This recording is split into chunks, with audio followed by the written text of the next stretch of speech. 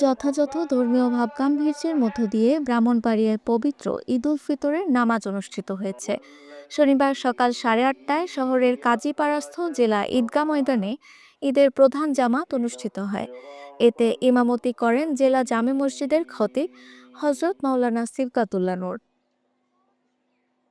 নামাজে কেন্দ্রীয় বিএনপির অর্থনৈতিক বিষয়ক সম্পাদক ও ব্রাহ্মণবাড়িয়া ৩ আসনের সংসদ সদস্য খালেদ হোসেন মাহবুব শ্যামল, ব্রাহ্মণবাড়িয়া জেলা পরিষদের প্রশাসক সিরাজুল ইসলাম, জেলা জামায়াতে ইসলামের আমির মোবারক হোসেন, সেক্রেটারি আমিনুল ইসলাম, জেলা বিএনপির সিনিয়র সহসভাপতি জহিরুল হক, জাতীয় নাগরিক পার্টির যুগ্ম মুখ্য সংগঠক মোহাম্মদ আতাউল্লাহ সহ প্রশাসনের কর্মকর্তা এবং বিভিন্ন রাজনৈতিক ও সামাজিক সংগঠনের নেতৃবৃন্দ এবং নানা শ্রেণী পেশার মানুষ অংশগ্রহণ করেন।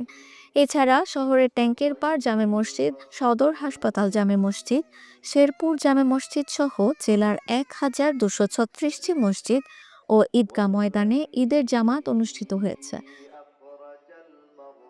নামাজ আদায় শেষে কেন্দ্রীয় বিএনপির অর্থনৈতিক বিষয়ক সম্পাদক খালেদ হোসেন মাহবুব শ্যামল সাংবাদিকদের প্রশ্নের জবাবে বলেন, জেলা পরিষদগুলোতে প্রশাসক নিয়োগে দলীয়করণ করা হয়নি, বিএনপি নেতাদের সাময়িক দায়িত্ব দেওয়া হয়েছে। তিনি আরও বলেন, স্থানীয় সরকার নির্বাচনে বিলম্ব হওয়ার কোনো কারণ নেই, বিএনপি জনগণের রায়ের ওপর বিশ্বাসী।